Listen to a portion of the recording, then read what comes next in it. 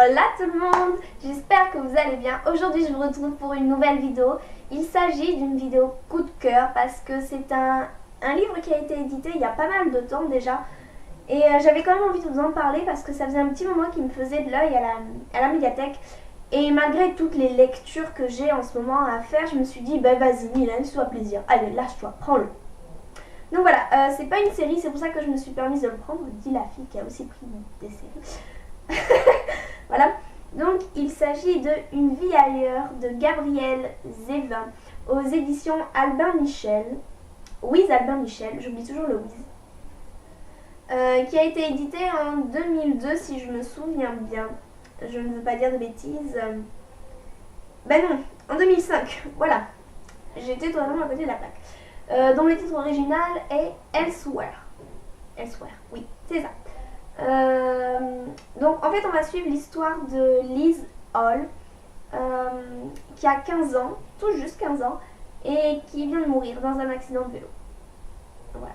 Et elle se retrouve embarquée sur un bateau qui l'emmène vers ailleurs, avec un grand A, voilà, vers ailleurs. C'est un lieu qui ressemble au nôtre, c'est-à-dire qu'ils ont des immeubles, des villes, des voitures. Mais c'est un lieu qui se trouve après la mort et où les morts vont au contraire, au lieu de vieillir, rajeunir jusqu'à redevenir un bébé, un nouveau-né et être envoyés par le fleuve de nouveau vers la vie. Et Elise est totalement contre puisqu'elle a 15 ans, elle a des rêves, elle a envie de passer son permis, d'aller au bal de promo, d'aller à la fac, de tomber amoureuse, d'avoir sa première fois, patati patata. Et donc en fait elle est un peu révoltée contre ça parce qu'elle va devoir tout refaire en marche arrière entre guillemets. Et elle va un peu s'opposer à ce système. Alors là-bas elle va rencontrer des personnes qui vont l'aider, mais elle tout ce qu'elle voulait c'était vraiment juste vivre sa vie et en fait on l'en a empêché. Donc ce que j'aime beaucoup avec ce livre déjà, c'est très surprenant, c'est le début. Honnêtement, pour rien vous cacher, dès le premier chapitre, je vous dévoile rien, c'est le premier chapitre, ok.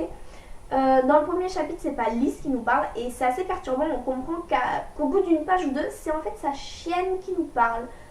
Voilà, donc ensuite on revient au point de vue interne de Liz, mais ce premier chapitre, je trouve qu'il permet vraiment de faire un lien entre ce qui se passe avec la famille de Liz et ce qui se passe pour Liz.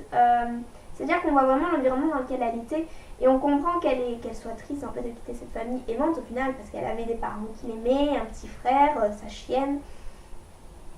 Et donc voilà. J'aime beaucoup ce livre, alors j'aime pas Liz. Ce n'est pas que j'aime pas Liz, c'est que j'aime pas ses réactions, elle est plutôt du genre pessimiste. Et ce que j'aime beaucoup en fait dans ce livre, c'est son évolution. Parce que certes au début, elle essaye de se révolter et au final elle va se rendre compte qu'elle n'a pas trop le choix et qu'elle va devoir vivre cette autre vie qui lui est offerte et elle va se rendre compte qu'en fait c'est peut-être une chance de pouvoir pas tout recommencer à zéro puisque au contraire le temps remonte. Mais peut-être une chance de vivre tout simplement avant de retourner dans cet autre monde. Donc elle va pouvoir vivre des expériences qu'elle n'aurait pas forcément pu vivre dans la vraie vie. Et elle va rencontrer des gens qu'elle n'aurait pas pu rencontrer non plus dans la vraie vie.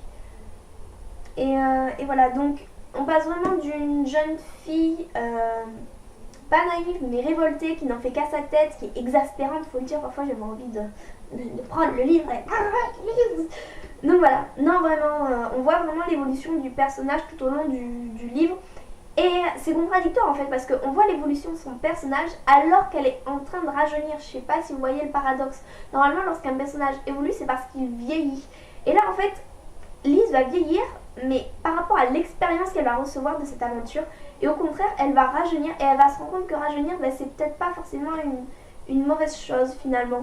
Et peut-être qu'elle va tirer profit de cette expérience. Alors après le livre, l'auteur ne nous révèle pas si dans sa nouvelle vie de bébé et donc de futur adulte, elle va se rappeler de cette expérience. Mais en tout cas, j'aime beaucoup ce livre parce que les livres sur la mort, parfois ils sont lourds ou alors ils sont très mal exploités.